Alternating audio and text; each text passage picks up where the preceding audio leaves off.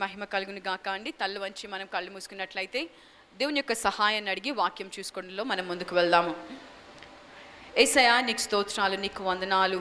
అవును ప్రవ్వా, నీవు మాట్లాడితే తండ్రి మా యొక్క ప్రాణాలు తెప్పరిల్లుతాయి తండ్రి. నీ యొక్క వాక్యము మాకు శక్తిని బలమునిచ్చి నడిపించేది ప్రవ్వా, నీకు వందనాలు. కొద్దిసేపు మేము వాక్యం చూసుకొని పోతుండగా ప్రవ్వా మాతో నువ్వు ఉండండి ప్రవ్వా, నువ్వు మాతో మాట్లాడండి ప్రవ్వా. మా కొరకు నువ్వు దాచిపెట్టినటువంటి దేవా ఆ యొక్క ఆహారాన్ని నువ్వు మాకు పంచిపెట్టవలసిందిగా ప్రార్థన చేస్తూ ఉన్నాం ప్రవ్వా. ఎవరు కూడా తండ్రి యొక్క సమయమును ఆషామాషిగా కాదు కానీ ప్రవ్వా మా యొక్క హృదయంను నీ మీద కేంద్రీకరించడానికి సహాయం చేయవలసిందిగా ప్రార్థన చేస్తూ ఉన్నాను దేవా. ఒక మనిషి మాట్లాడినట్లుగా కాదు కానీ ప్రవ్వా దేవా నీవు మా అందరితో మాట్లాడవలసిందిగా ప్రవ్వా. మనిషిని మరుగుపరిచి ప్రవ్వా కేవలము నీ యొక్క మాటలు ప్రవ్వా మా అందరితో వినిపించవలసిందిగా మనవి చేస్తున్నాం ప్రవ్వా. అయా నీవే తండ్రి యొక్క సమయం అంతటిని కూడా నీ ఆధీనంలోకి తీసుకొని నీ యొక్క ప్రజెన్స్తో ప్రభా మమ్మల్ని అందరినీ కూడా పట్టి బంధించమని ప్రభా ప్రార్థన చేస్తూ ఉన్నాను దేవా. ఎక్కడైతే నువ్వు మమ్మల్ని హెచ్చరిస్తున్నావో వాటిని మేము స్వీకరించగలిగేటువంటి హృదయాన్ని ప్రభా మాకు దయచేయవలసిందిగా ప్రార్థన చేస్తున్నాను. విన్న వాక్యాన్ని ప్రభా సాతాను ఎత్తుకొని పోకుండా ప్రభా మేము ఎంతో దేవా జాగ్రత్త పరులమై ఉండడానికి ప్రభా సహాయం చేయమని అడుగుతూ యేసు నామం పేరట అడిగి వేడుకొంచు ఉన్నాము తండ్రి, ఆమెన్. దేవుని యొక్క వాక్యంలో నుండి హెబ్రీలకు రాసిన పత్రిక 12వ అధ్యాయము చివరి వచనాన్ని చదువుకుందాము. చివరి వచనం చివరి భాగాన్ని చదువుకుందాము. ఏలయనగా మన దేవుడు దహించు అగ్ని అయి ఉన్నాడు. అదేవిధంగా దేవుని యొక్క వాక్యంలో నుండి ద్వితీయోపదేశ కాండము 4వ అధ్యాయము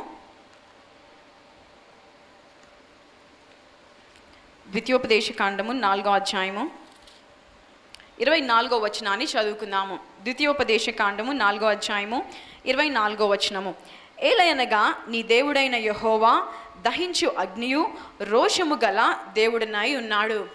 ఈ యొక్క హెబ్రీలకు రాసిన పత్రికని నేను ధ్యానిస్తూ ఉన్నప్పుడు ఈ యొక్క 12వ అధ్యాయము చివరికి వచ్చినప్పుడు ఈ యొక్క గ్రంథకర్త ఈ యొక్క చాప్టర్ని ఈ విధంగా ముగిస్తూ ఉన్నాడు. ఏమని అంటే ఏలయనగా మన దేవుడు దహించు అగ్ని అయి ఉంటూ ఉన్నాడు అని ముగించాడు. ఆ వాక్యం చదివినప్పుడు నాకు అనిపించింది, ఎందుకు ఈ గ్రంథకర్త యొక్క వాక్యాన్ని, ఎందుకు ఈ యొక్క అధ్యాయాన్ని దేవుడు దహించు అగ్ని అయి ఉంటున్నాడు అనేటువంటి కాంటెక్స్తో ముగించాడు అని ఆలోచిస్తూ మరలా ముందుకెళ్ళి చదివాను. బహుశా దానికి దీనికి ఏదో రిలేషన్ ఉండి ఉంటుంది, అందుకే ఈ యొక్క కాంటెక్స్లో దీన్ని ఎండ్ చేశాడు అని. ఆ యొక్క 12వ అధ్యాయము ముందు నుండి మీరు మళ్ళీ చదువుకుంటూ వచ్చినట్టు అనేకమైనటువంటి విషయాల గురించి ఈ యొక్క గ్రంథకర్త రాస్తూ ఉన్నాడు. మొట్టమొదటిగా రాశాడు, సులువుగా చిక్కులు పెట్టే పాపాన్ని మీరు జయించడానికి విశ్వాసమున కర్తవ్యం దాన్ని కొనసాగించేవాడైనా యేసు వైపు చూస్తూ ముందుకెళ్ళండి అని రాశాడు.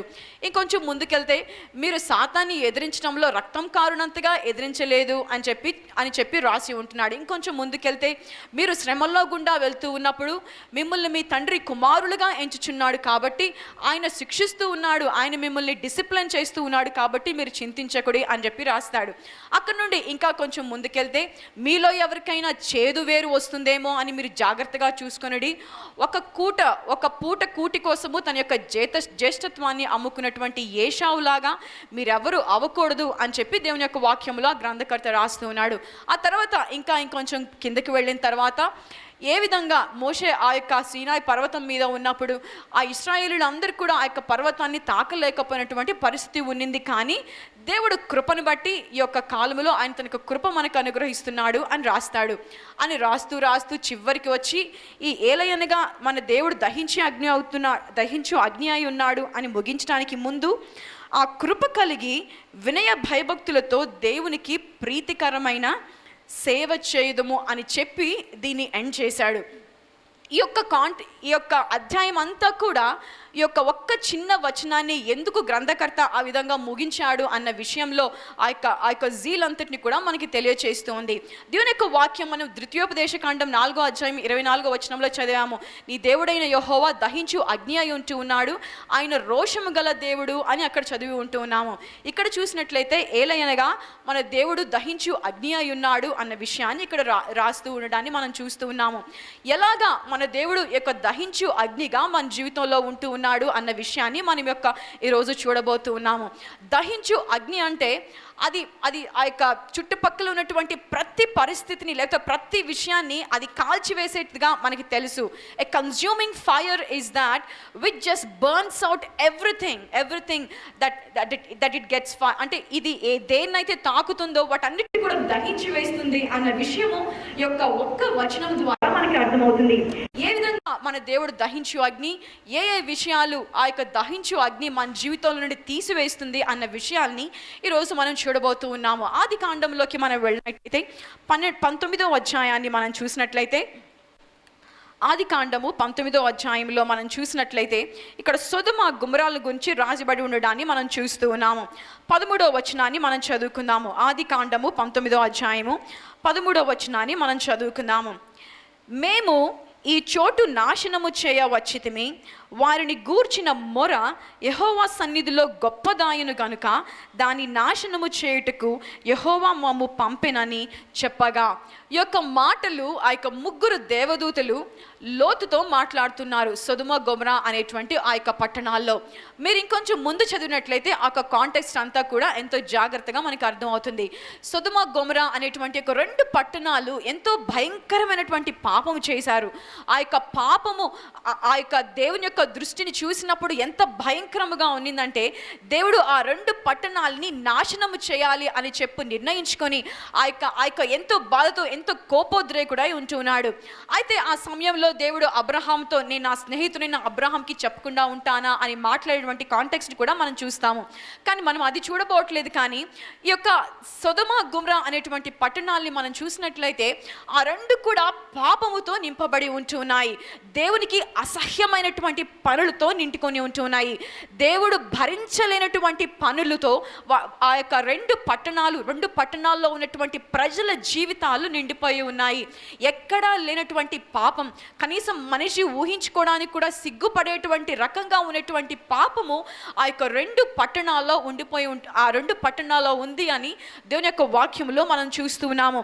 దేవుడు ఆ పట్టణాలని ఏం చేశాడు అన్న విషయాన్ని మనం చూసినట్లయితే ఆది కాండము 19వ అధ్యాయం 24వ వచనంలో, అప్పుడు యెహోవా సొదొమ మీదను గొమొర్రా మీదను యెహోవా యొద్ద నుండి గంధకమును అగ్నిని ఆకాశము నుండి కురిపించి పట్టణములను ఆ మైదానమంతటిని ఆ పట్టణములలో నిలిచిన వారందరినీ నేల మొలకలను నాశనము చేసెను. దేవుని యొక్క అగ్ని యొక్క పాపము చేస్తున్నటువంటి వారి జీవితాల్ని ఆ యొక్క భూమిని అంతటిని కూడా నాశనము చేసింది అనేటువంటి విషయాన్ని మన జీవితంలో ఈ యొక్క కాంటెక్స్ట్లో మనం చూస్తూ ఉన్నాం. దేవుని యొక్క వాక్యంలో చూస్తూ ఉన్నాము. అందుకే మనం చదువుకున్నాము, మన యొక్క దేవుడు దహించు అగ్ని అయి ఉన్నాడు. దేవుడు మన జీవితంలో, నీ జీవితంలో, నా జీవితంలో పాపమును ఏమాత్రము కూడా సహించేటువంటి దేవుడు కాదు. ప్రియమైనటువంటి దేవుని బిడ్డలారా, చాలాసార్లు క్రైస్తవులుగా ఉన్నటువంటి వారికి దేవుని వెంబడిస్తున్నాను అని ఆత్మీయంగా అలవాటు పడిపోయి వెంబడిస్తూ ఉన్నటువంటి వాళ్ళకి ఏ విధమైనటువంటి అలవాటు అయిపోయి ఉంటుందంటే, వాళ్ళు కొన్నిసార్లు పాపం అంటే భయపడినటువంటి పరిస్థితుల్లో కొంతమంది జీవిస్తూ ఉన్నారు. వాళ్ళు చేసినటువంటి పని నా దేవునికి అసహ్యమైన పని అనేటువంటి విషయము తెలిసి కూడా దాని యొక్క సీరియస్నెస్ ఎరగకుండా జీవిస్తున్నటువంటి వ్యక్తులుగా ఉంటూ ఉన్నారు. వాళ్ళ జీవితంలో ఆ యొక్క మత్సరము కలిగి ఉండడం దేవునికి అసహ్యమని తెలిసినా కూడా దాన్ని కలిగి వాళ్ళ జీవితంలో నివసిస్తూ ఉన్నారు. వారి జీవితంలో ఈ విధమైనటువంటి ఆచారాలు కలిగి ఉండటం దేవునికి అసహ్యమని తెలిసినా కూడా ఆ విధమైనటువంటి జీవితాన్ని వాళ్ళు కలిగి ఉంటూ ఉన్నారు. ఆ విధమైనటువంటి దేవునికి వ్యతిరేకమైన సంబంధాలు దేవునికి అసహ్యము అని తెలిసినా కూడా అవి వారికి ఇష్టము కాబట్టి వాళ్ళ జీవితంలో వాటిని కొనసాగిస్తూ ఉన్నారు. వారికి ఉన్నటువంటి అలవాటు దేవునికి అసహ్యము, ఇది దేవుని యొక్క దృష్టిలో పాపము అని తెలిసినా కూడా ఆ పాపముని చేయడానికి భయపడినటువంటి పరిస్థితుల్లో, అలవాటు పడిపోయినటువంటి పరిస్థితుల్లో మనలో కొంతమంది విశ్వాసులు మనం చెప్పుకునే వాళ్ళము, దేవుని ఇంకా ఎరగని వాళ్ళు జీవిస్తూ ఉన్నట్టుగా మనకు తెలుసు, మనం గమనిస్తూ ఉన్నాము. అందుకే దేవుని యొక్క వాక్యం ఈరోజు సెలవిస్తూ ఉంది, ఆయన దహించు అగ్ని అయి ఉంటూ ఉన్నాడు. నీ జీవితంలో ఉన్నటువంటి పాపాన్ని ఆయన చూస్తూ ఊరుకుండేటువంటి దేవుడు కాదు. ప్రేమైనటువంటి దేవుని బిడ్డలారా, you better know that and fear God. ఆ విషయాన్ని తెలుసుకొని మనం మన దేవునికి భయపడడం ఎంతైనా అవసరం అని నేను చెప్తూ ఉన్నాను. ఏదైనా పని, ఆయనకి వ్యతిరేకమైనటువంటి పని, ఆయనకు అయిష్టమైన పని చేయడానికి, మాట మాట్లాడడానికి నీ నోరు తెరిచే ముందు నా దేవుడు దహించి అగ్ని అయి ఉంటూ ఉన్నాడు అనే భయము నీలో ఉండాలి. చాలామందికి నా దేవుడు కృపగలవాడు అనేటువంటి యాంగిల్ని మాత్రమే చూసుకొని భయముతో వణుకుతో మన రక్షణను కాపాడుకోవాలి అనేటువంటి విషయాన్ని మనం మర్చిపోతూ ఉన్నాము. అందుకే ఈరోజు దేవుని యొక్క వాక్యంలో నుండి మనకి జ్ఞాపకం చేస్తూ ఉన్నాను, మన దేవుడు దహించు అగ్ని అయి ఉంటూ ఉన్నాడు. నీ జీవితంలో నీవు పాపముని కలిగి ఉన్నట్లయితే, ఆయనకు వ్యతిరేకమైనటువంటి అలవాటుల్ని, ఆయనకి వ్యతిరేకమైనటువంటి ఆలోచనల్ని, ఆయనకి అయిష్టమైనటువంటి అసహ్యమైనటువంటి క్రియల్ని జరిగించాలని నువ్వు ఆశపడేటువంటి తత్వం నువ్వు కలిగి ఉన్నట్లయితే, ఈరోజు దేవుని యొక్క వాక్యం నిన్ను హెచ్చరిస్తూ ఉంది, నేను దహించు అగ్ని అయి ఉంటూ ఉన్నాను అని దేవుడు నిన్ను హెచ్చరిస్తూ ఉన్నాడు. బెటర్ మనము సొదొమ గుమరాల్లాగా ఆ యొక్క నాశనమునకు గురి కాక ముందే సమయము మన చేతిలో ఉంటూ ఉండగానే దాని నుండి బయటకు వచ్చుటకు పరిశుద్ధాత్మ దేవుడు మనకి సహాయం చేయను గాక. ఇంకొంచెం ముందుకెళ్ళి మన దేవుని యొక్క వాక్యంలో ఈ దహించు అగ్ని మన జీవితంలో ఏం చేస్తుంది అనే విషయాన్ని మనం చూద్దాము. దేవుని యొక్క వాక్యంలో నుండి నిర్గమకాండము 3వ అధ్యాయము 2వ వచనాన్ని చదువుకుందాము. నిర్గమకాండము 3వ అధ్యాయము 2వ వచనాన్ని చదువుకుందాము. ఒక పొద నడిమిని అగ్ని జ్వాలలలో యెహోవా దూత అతనికి ప్రత్యక్షమాయెను. అతడు చూచినప్పుడు అగ్ని వలన ఆ పొద మండుచుండెను కానీ పొద కాలిపోలేదు. రెండవదిగా ఇక్కడ మనం చూస్తూ ఉన్నాము, మరలా దేవుని యొక్క వాక్యంలో దేవుని యొక్క సన్నిధి అగ్ని వలె ఇక్కడ ఉండడాన్ని మనం చూస్తూ ఉన్నాము. దేవుని యొక్క దూత ఆ యొక్క పొదలో అగ్ని వలె దిగి రావడాన్ని ఇక్కడ రాయబడి ఉండడాన్ని మనం చూస్తున్నాము. మనందరికీ చాలా బాగా తెలిసిన విషయమే. ఎవరు ఈ యొక్క దర్శనాన్ని, ఈ యొక్క ప్రత్యక్షతని పొందుకున్నారు అంటే అందరూ కూడా చాలా త్వరగా వెతుక్కోకుండా చెప్పేస్తారు, మోషే పొందుకున్నాడు ఈ యొక్క ప్రత్యక్షతని అని చెప్పి. మోషే ఈ ప్రత్యక్షతని పొందుకున్నప్పుడు ఏ పరిస్థితిలో ఉన్నాడు, ఆ ప్రత్యక్షతని పొందుకున్న తర్వాత మోషే జీవితం ఏ విధంగా ట్రాన్స్ఫర్మేషన్ అయింది అన్న విషయాన్ని మనం చూద్దాము. ఈ 3వ అధ్యాయము 2వ వచనములో మోషే తన యొక్క ప్రత్యక్షతని, దేవునితో ఎన్కౌంటర్ని పొందుకున్నాడు. ఆ తర్వాత 11వ వచనంలో మనం చూసినట్లయితే దేవుడు మోషేకి సెలవిస్తూ ఉన్నాడు, నువ్వు ఫరో వద్దకు వెళ్ళు అని చెప్పి చెప్పినప్పుడు దేవుని యొక్క వాక్యంలో ఈ విధంగా రాయబడి ఉంది. మోషే ఈ విధంగా మాట్లాడుతూ ఉన్నాడు. అందుకు మోషే, నేను ఫరో యొద్దకు వెళ్ళుటకును ఇశ్రాయేలును ఐగుప్తులో నుండి తోడుకొని పోవుటకును ఎంతటి వాడనని దేవునితో అనగా, ఆయన నిశ్చయముగా నేను నీకు తోడయుందును, నేను నీ పంపుతుననుటకు ఇది నీకు సూచన అని సూచక్రియలు కింద దేవుడు మోషేకి చెప్తూ ఉన్నాడు. దేవుడు మోషేని ఒక ఎన్నికతో, ఒక ప్లాన్ ప్రకారము దేవుడు ఈ లోకంలోనికి మోషేని తీసుకొచ్చాడు. ఆ యొక్క ఇశ్రాయేలు యొక్క మగ బిడ్డలందరినీ కూడా చంపివేయాలి, నైల్ నదిలో పడేసి అని ఆ యొక్క ఆజ్ఞని రాజు ఇచ్చినప్పుడు వారి అమ్మ మాత్రము ఎంతో జాగ్రత్తగా 3 నెలలు ఈ బిడ్డను దాచిపెట్టి ఆ తర్వాత ఆ యొక్క పెట్టెలో దాచిపెట్టి వదిలివేయడాన్ని మనందరికీ కూడా తెలుసు. దేవుని యొక్క ప్లాన్ మోషే పుట్టిన దగ్గర నుండి ఆ యొక్క ప్లాన్ ఎగ్జిక్యూట్ అవుతూ వస్తూనే ఉన్నది. ప్రతి ఒక్క స్టేజ్లో దేవుడు మోషేని కాపాడుతూ తర్వాత మోషే ఆ యొక్క రాకుమారు యొక్క కుమారుడుగా ఆ యొక్క గ్రహింపబడడానికి కూడా మనకి తెలుసు. ఆ యొక్క రాకుమారి యొక్క కుమారుడుగా తను గ్రహింపబడిన తర్వాత తను బయటికి వెళ్ళి తన యొక్క ప్రజలందరూ ఏ విధంగా శ్రమ పడుతున్నారు అన్న విషయాన్ని చూసినప్పుడు ఎంతో కోపోద్రేకుడా, ఎంతో రౌద్రముతో ఆ యొక్క ఐగుప్తీయుడిని చంపడాన్ని కూడా మనం చూసాము. ఐగుప్తీయుడిని చంపిన తర్వాత ఈ మిద్యాను దేశానికి పారిపోయి వెళ్ళిపోయాడు. పారిపోయిన తర్వాత దేవుడు యొక్క ప్రత్యక్షతని తనకు దయచేశాడు. తన జీవితంలో దేవుని యొక్క చిత్తానుసారం ఎన్నో పొందుకుంటూ వచ్చాడు. దేవుని యొక్క చిత్తము మోషే జీవితంలో ఏంటి అంటే ఐగుప్తీయుల చేతిలో నుండి ఇశ్రాయేలును విడిపించాలి అని. ఈ యొక్క ప్రత్యక్షత రాకముందు కూడా తన యొక్క స్వంత బలముతో ఆ యొక్క ఐగుప్తీయుల చేతిలో నుండి తన యొక్క ప్రజల్ని విడిపించడానికి ప్రయత్నించాడు మోషే. కానీ ఈ యొక్క ప్రత్యక్షత వచ్చిన తర్వాత ఏమైంది అన్న విషయాన్ని మనం ఇంకా దేవుని యొక్క వాక్యంలో చూసినట్లయితే 11వ వచనంలో చెప్పాడు, అయ్యా నేను ఎంతటి వాడని అని చెప్పి. కానీ దేవుడు వెంటనే ధైర్యపరిచాడు, నేను నీకు తోడుగా ఉంటాను అని చెప్పి. 4వ అధ్యాయం 1వ వచనంలో మళ్ళా చూసినట్లయితే నిర్గమకాండం 4వ అధ్యాయం 1వ వచనంలో, అందుకు మోషే చిత్తగించుము, వారు నన్ను నమ్మరు, నా మాట వినరు, యెహోవా నీకు ప్రత్యక్షము కాలేదందురు అని ఉత్తరమియ్యగా. ఇక్కడ మళ్ళీ మోషే చెప్తూ ఉన్నాడు, అయ్యా వాళ్ళు నన్ను నమ్మరయ్యా, అసలు వాళ్ళు ససేమిరా నన్ను నమ్మరు, యెహోవా నిన్ను పంపించలేదు, నువ్వు పంపించారండి నేను అసలు నమ్మరు అని వాళ్ళు అంటారయ్యా అని చెప్పి అన్నాడు. ఇంకా 10వ వచనంలో మనం చూసినట్లయితే, అప్పుడు మోషే, ప్రభువా ఇంతకు మునుపు నీవు నీ దాసునితో మాట్లాడినప్పుడు నుండి అయినను నేను మాట నేర్పరిని కాదు, నేను నోటి మాంద్యము నాలుక మాంద్యము కలవాడనని యెహోవాతో చెప్పగా, యెహోవా మానవునకు నోరిచ్చిన వాడు ఎవడు? మూగవానినే గాని, చెవిటివానినే గాని, దృష్టిగలవానినే గాని, గ్రుడ్డివానినే గాని పుట్టించిన వాడెవడు? యెహోవానైనా నేనే కదా. కాబట్టి వెళ్ళుము, నేను నీకు తోడయుండి నీవు ఏమి పలుకోవలసినది నీకు బోధించేదనని అతనితో చెప్పెను. మరలా చెప్పాడు, ప్రభువా నేను నోటి మాంద్యం కలవాడను, నువ్వు ఇప్పుడు నాతో ప్రత్యక్షమైనప్పుడు నేను ఎవరితో మాట్లాడలేదు, నువ్వు ప్రత్యక్షత కాకముందు నేను ఎవరితో మాట్లాడలేదు అని దేవునికి సమాధానం చెప్తూ ఉన్నప్పుడు దేవుడు చెప్పాడు, వీళ్ళందరినీ కూడా సృష్టించింది నేనే కదా, నేను నీతో ఉన్నాను, వెళ్ళు అని.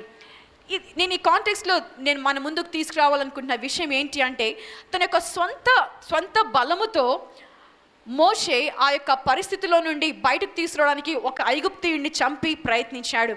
కానీ ఎప్పుడైతే దేవుని యొక్క ప్రత్యక్షతని తన జీవితంలో అనుభవించాడో తన జీవితం అప్పటి నుండి మారిపోయింది. తన జీవితంలో అప్పటి నుండి దేవుని యొక్క బలమును తను పొందుకుంటున్నటువంటి వాడిగా మనం చూస్తూ ఉన్నాము.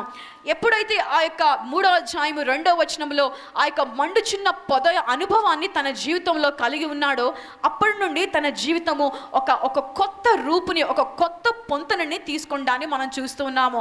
అప్పటి నుండి మోషే భయపడిన వాడుగా కానీ, లేకపోతే తన యొక్క సొంత శక్తి మీద విడుదల తీసుకురావాలి అని ప్రయత్నించిన వాడిగా కానీ మనము చూడము. అప్పటి నుండి మోషేని ఒక నోటి మాంద్యం గలవాడిగానో, లేకపోతే సాకులు చెప్పేవాడిగానో మనం ఎక్కడా చూడము. అక్కడి నుండి మోషేని చాలా దేవుని యొక్క మాట వింటూ ముందుకు వెళ్ళేటువంటి ఒక నాయకుడిగా, దేవుడు తన యొక్క జీవితం పట్ల ఏదైతే ఆ యొక్క నిర్ణయాన్ని నిర్ణయించాడో ఆ నిర్ణయము జరగడానికి, ఆ యొక్క చిత్తము జరగడానికి తన్ను దేవుని చేతుల్లోకి పెట్టుకున్నటువంటి వ్యక్తిగా మనం చూస్తూ ఉన్నాము.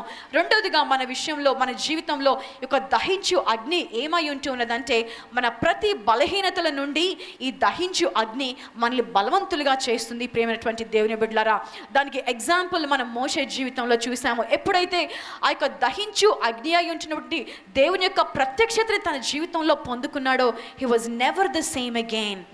నీ జీవితంలో కూడా ఈ యొక్క దహించు అగ్ని అయినటువంటి యేసు అనేటువంటి ప్రత్యక్షత నీ జీవితంలో ఉన్నట్లయితే నీ జీవితంలో బలహీనతలు అన్నిటినీ కూడా ఆయన తన బలముతో నింపుతాడు. పినటువంటి దేవుని బిడ్డలారా, అందుకే దేవుని యొక్క వాక్యం చెప్తూ ఉంది, మన దేవుడు దహించు అగ్ని అయి ఉంటూ ఉన్నాడు.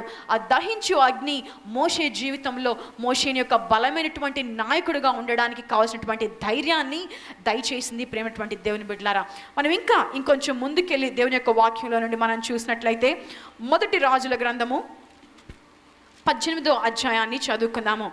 1 రాజుల గ్రంథము 18వ అధ్యాయము 21-22 వచనాల్ని మనం చదువుకుందాము. దేవుని యొక్క వాక్యంలో ఈ విధంగా సెలవిస్తూ ఉన్నది, ఏలియా జనులందరి దగ్గరకు వచ్చి, ఎన్నాళ్ళ మట్టుకు మీరు 2 తలంపుల మధ్య తడబడుచుందురు? యెహోవా దేవుడైతే ఆయనను అనుసరించుడి, బయలుదేవుడైతే వానిని అనుసరించుడని ప్రకటన చేయగా జనులు అతనికి ప్రత్యుత్తరముగా ఒక మాట అయినను పలుకకపోయిరి. అప్పుడు ఏలియా, యెహోవాకు ప్రవక్తలైన వారిలో నేను ఒకడినే శేషించి ఉన్నాను, అయితే బయలునకు ప్రవక్తలు 450 మంది ఉన్నారు. ఏలియా ముందు ఉన్నటువంటి ఒక పెద్ద సవాలు ఏలియా ముందు ఉంది. ఈ యొక్క 18వ అధ్యాయంలో చూసినట్లయితే ఏలియా అడుగుతున్నాడు, జనులందరితో, ఇశ్రాయేలులందరితో మాట్లాడుతూ ఉన్నాడు, మీరు ఎంతకాలం రెండు తలంపుల మధ్య తడబడుతూ ఉంటారు, ఎంతకాలం ఇట అట అని చెప్పి ఊగిసలాడుతూ ఉంటారు, ఎందుకు మీరు జీవము కలిగినటువంటి దేవుని యొక్క వైపుకి ఎందుకు మీరు తిరగలేరు అని చెప్పి ప్రజలందరితో మాట్లాడుతూ ఉన్నప్పుడు ప్రజలెవ్వరు కూడా ఏలియాకి ఒక్క మాట కూడా సమాధానం చెప్పలేదు. ప్రజలెవ్వరు కూడా ఏలియాతో అవును అని కానీ, అవును నువ్వు చెప్పేది నిజము అని సమ్మతించడం కానీ ఎవరు కూడా ఒక మాట మాట్లాడలేదు. 22వ వచనంలో మనం చూస్తూ ఉన్నాము, యెహోవా కొరకు ఆ యొక్క భారము కలిగినటువంటి వ్యక్తి ఈ యొక్క ఏలియా మాత్రం ఒక్కడే ఉన్నాడు, కానీ బయలునకు మాత్రము, బయలు అనేటువంటి ఆ యొక్క దేవతకి మాత్రము 450 మంది ప్రవక్తలు ఉన్నారు. ఆ కాంటెక్స్లో ఏలియా ఒక గొప్ప ఛాలెంజ్ని తన జీవితంలో తీసుకున్నాడు. తన జీవితంలో ఆ ఛాలెంజ్ని జరిగించడానికి ముందుకు వచ్చాడు. మనందరికీ కూడా అది తెలుసు. బయలు దేవత ప్రవక్తలందరూ కూడా కలిసి బలిపీఠం కట్టి ఆ యొక్క దూడని వధించి దాని మీద పెట్టి దహించు, ఓ బయలుదేవత వచ్చి దీన్ని దహించు, దీన్ని స్వీకరించు అని ఎంతో అరవడాన్ని, తాను యొక్క గాయపరచుకోవడాన్ని మనం ఆ తర్వాత చూస్తాము. కానీ తర్వాత ఏం చేశాడు ఈ యొక్క ఏలియా మాత్రం ఏం చేశాడు అన్న విషయాన్ని మనం చూసినట్లయితే మొదటి రాజుల గ్రంథం 18వ అధ్యాయము 36వ వచనాన్ని చదువుకుందాము. 36వ వచనం నుండి మనం చదువుకుందాము. అస్తమయ నైవేద్యము అర్పించు సమయమున ప్రవక్తయగు ఏలియా దగ్గరకు వచ్చి ఇలాగు ప్రార్థన చేసెను, యెహోవా, అబ్రహాము, ఇస్సాకు, ఇశ్రాయేలుల దేవా, ఇశ్రాయేలీల మధ్య నీవు దేవుడివై ఉన్నావనియు నేను నీ సేవకుడినై ఉన్నాననియు ఈ కార్యములన్నీ నీ సెలవు చేత చేసితిననియు ఈ దినమున కనపరచుము. యెహోవా, నా ప్రార్థన ఆలకింపుము. యెహోవావైన నీవే దేవుడివై ఉన్నావనియు నీవు వారి హృదయములను నీ తట్టుకు తిరగజేయుదు అనియు ఈ జనులకు తెలియనట్లుగా నా ప్రార్థన అంగీకరింపుము. అతడు ఇలాగు ప్రార్థన చేయుచుండగా యెహోవా అగ్ని దిగి దహన బలి పశువులను, కట్టెలను, రాళ్లను, బుగ్గిని దహించి కందకమందున్న నీళ్లను ఆరిపోచేసెను. అంతట జనులందరూ దానిని చూచి సాగిలపడి యెహోవాయే దేవుడు, యెహోవాయే దేవుడు అని కేకలు వేసిరి. 18వ అధ్యాయం మనం చదివినటువంటి వచనం ఈ విధంగా రాయబడి ఉంది. 21వ వచనంలో జనులు ఎవరు కూడా ప్రత్యుత్తరముగా ఒక మాట కూడా పలుకకపోయిరి అని. కానీ మనం 39వ వచనానికి వచ్చినట్లయితే ఇక్కడ రాయబడి ఉంచినది, జనులందరూ కూడా సాగిలపడి యెహోవాయే దేవుడు, యెహోవాయే దేవుడు అని కేకలు వేసిరి. ఏలియా ఒక్కడే దేవుని కొరకు నిలిచినటువంటి ఒక వ్యక్తిగా అక్కడ కనబడుతూ ఉన్నాడు. ఒక్కడే అయినా కూడా ఏ విధమైనటువంటి తడబాటును కలిగి లేడు. ఒక్కడే అయినా కూడా తన చుట్టూ అనేక మంది రాణి చేత ఎంతో సపోర్ట్ చేయబడుతూ ఎంతో బలమైనటువంటి ప్రవక్తలు తన ముందు ఉన్నా కూడా ఏమాత్రము కదిలించబడని విశ్వాసం కలిగినటువంటి వ్యక్తిగా, ఏమాత్రము కొంచెం కూడా తొణకినటువంటి ఎంతో ధైర్యం కలిగినటువంటి వ్యక్తిగా, తన దేవుని కొరకు కార్యము జరిగించడానికి ముందుకు వచ్చినటువంటి వ్యక్తిగా ఇక్కడ మనం చూస్తూ ఉన్నాము. ఆ ప్రార్థన చేసినప్పుడు దేవుడు తన యొక్క అగ్నిని పంపించి ఆ మొత్తాన్ని కూడా దహించి వేయడాన్ని మనం చూస్తూ ఉన్నాము. ఒంటరిగా ఏలియా ప్రారంభించాడు, కానీ ఆ దహించు అగ్ని తన జీవితంలో ఆ కార్యాన్ని జరిగించినప్పుడు, తన తీసుకున్నటువంటి ఆ యొక్క ఛాలెంజ్ని దేవుడు తన యొక్క దహించు అగ్నిని పంపించి ఆ కార్యాన్ని జరిగించినప్పుడు ఒంటరి వాడికి ఎవరు ఒక్క మాట కూడా ప్రత్యుత్తరం ఇవ్వలేదు. కానీ జనులందరూ కూడా యెహోవాయే దేవుడు, యెహోవాయే దేవుడు, యెహోవాయే దేవుడు అని చివరికి మాట్లాడడాన్ని మనం చూస్తూ ఉన్నాము. మీ జీవితంలో కూడా బహుశా నీవు ఒక్కదానివే అయ్యుండొచ్చు, నీ ఒక్కడివే అయ్యుండొచ్చు, బహుశా అన్య కుటుంబంలో నుండి వచ్చి దేవుని నమ్ముకొని ఉంచినటువంటి వ్యక్తిగా అయ్యుండొచ్చు. బహుశా నీవు పనిచేస్తున్నటువంటి నీ యొక్క ఆఫీస్లో కానీ, నీ యొక్క కాలేజ్లో కానీ, స్కూల్లో కానీ, లేకపోతే నీ యొక్క వర్కింగ్ ప్లేస్ ఎక్కడైనా కానీ నువ్వు ఒక్కడివే బహుశా దేవుని కలిగి, నీ విశ్వాసం కలిగి వ్యక్తిగా నువ్వు ఉండుండొచ్చు. దయచేసి మనం అందరం కూడా గుర్తు చేసుకోవాల్సినటువంటి ముఖ్యమైన విషయం ఏంటి అంటే, నీవు నీ యొక్క దహించు అగ్ని అయినటువంటి దేవుడు కలిసినప్పుడు నీవు అనేక జనముగా మారాల్సిందే, కానీ నీవెప్పుడు కూడా ఒంటరిదానిగా ఉండవు అని దేవుని యొక్క వాక్యం సెలవిస్తుంది. హల్లెలూయా. ఒంటరిగా ఏలియా ప్రారంభించాడు, కానీ ఆ దహించు అగ్నిటువంటి దేవుడు ఆ యొక్క కార్యాన్ని జరిగించినప్పుడు అక్కడ మనం చూస్తూ ఉన్నాము, ప్రజలందరూ కూడా యెహోవాయే దేవుడు, ఒక్క మాట కూడా ప్రత్యుత్తరం ఇవ్వకుండా ఎంతో నోటి మీద వేలు వేసుకొని నుంచున్నారేమో, నోరు తెరిస్తే ఏమవుతుందో అన్నట్లు నుంచున్నారేమో. కానీ ఆ ఒక్క ఏలియాతో దహించు అగ్ని అయినటువంటి బలమైనటువంటి దేవుడు జత కలిసినప్పుడు అందరికి కూడా నోర్లు తెరవబడ్డాయి. అందరూ కూడా నిజమైనటువంటిది ఏంటి అన్న విషయాన్ని తెలుసుకున్నారు. ఒంటరి వాడినటువంటి ఏలియా అని అనుకున్నారు, కానీ అనేక మంది కూడా తనతో పాటు ఆ యొక్క స్వరాన్ని కలిపి మాట్లాడేటువంటి వారిగా ఇక్కడ అవుతూ ఉండడాన్ని మనం చూస్తూ ఉన్నాము. దీని యొక్క వాక్యంలో నుండి మనం చూసినట్లయితే యెషయా గ్రంథము 50వ అధ్యాయము 51వ అధ్యాయము 2వ వచనములో ఈ విధంగా రాయబడి ఉంటున్నది. యెషయా గ్రంథము 51వ అధ్యాయము 2వ వచనము మధ్యలో నుండి మనం చదువుకుందాము. అతడు ఒంటరి అయి ఉండగా నేను అతని పిలిచితిని, అతనిని ఆశీర్వదించి అతనిని పెక్కుమంది అగ్గినట్లు చేసితిని. దేవుడు చేసినటువంటి యొక్క వాగ్దానాన్ని ఆ యొక్క కాంటెక్స్ట్ రెండు చూసుకుంటే దీని యొక్క వాక్యం ఎంత సత్యమైంది, ఆయన కేవలం మాట మాత్రం చెప్పే దేవుడు కాదు అనే విషయాన్ని మనం చూస్తూ ఉన్నాము. బహుశా నీ ప్రయాణము, బహుశా నీ పోరాటము ఒంటరిగా ప్రారంభం అవ్వచ్చు. నీ కొరకు మాట్లాడి నోరు మెదిపే వాళ్ళు ఎవ్వరూ లేకపోవచ్చు. కానీ దేవుడు ఈరోజు నీకు ఇస్తున్నటువంటి ధైర్యం ఏంటి అంటే, నీవు అదే విశ్వాసం కలిగి నువ్వు నిలిచినట్లయితే నీవు నీ దహించు అగ్ని అయినటువంటి దేవుడు కలిసి you will always become the great and greatest force than anybody on the earth, than anybody who is standing against you. ఏలియా తన యొక్క దహించగలిగినటువంటి దేవుడు కలిసినప్పుడు ఆ ఫోర్స్ ముందు ఎవరు నించోలేకపోయారు. ప్రియమైనటువంటి దేవుని బిడ్డలారా, నీవు నీ దేవుడు కలిసినప్పుడు కూడా నీ ముందు ఎవరు నుంచోలేరు. దీని యొక్క వాక్యంలో చూసినట్లయితే యెషయా గ్రంథము 60వ అధ్యాయంలో ఈ విధంగా రాయబడి ఉంచినది. యెషయా గ్రంథము 60వ అధ్యాయము 22వ వచనంలో ఈ విధంగా ఉంచి ఉన్నది. వారిలో ఒంటరి వాడైన వాడు 1000 మందగును, ఎన్నిక లేని వాడు బలమైన జనమగును. యెహోవానగు నేను తగిన కాలమున ఈ కార్యమును త్వరపెట్టుదును. ఒంటరి వాడిని అని, బహుశా ఒంటరి దాన్ని అని నువ్వు అనుకుంటూ ఉన్నావా? దాని యొక్క వాక్యం సెలవిస్తుంది, వారిలో ఒంటరి వాడు 1000 మంది అవుతాడు. నేను ఎన్నిక లేని దానిని ఎన్నిక లేని వాడను అని బహుశా నువ్వు అనుకుంటున్నట్లయితే దాని యొక్క వాక్యం సెలవిస్తుంది, నీవు బలమైనటువంటి జనముగా అవుతావు అని. ఏలియా ఆ యొక్క ఛాలెంజ్ని తీసుకోవడానికి ఒంటరిగా ప్రారంభించినప్పుడు ప్రజలందరూ ఎంతో భయంగా తన పక్షాన మాట్లాడడానికి కూడా ధైర్యం లేని పిరికివానిగా ఉన్నారు. కానీ ఎప్పుడైతే ఏలియా ఆ యొక్క విశ్వాసంతో దేవునితో కలిసి ఆ గొప్ప కార్యాన్ని జరిగించడాన్ని ప్రజలు చూశారో, ఆ ప్రజలు ఎంతో ధైర్యవంతులుగా అవుతారండి. ఎంత ధైర్యవంతులు అయ్యారు అంటే, ఆ 450 మంది బయలు ప్రవక్తలందరినీ కూడా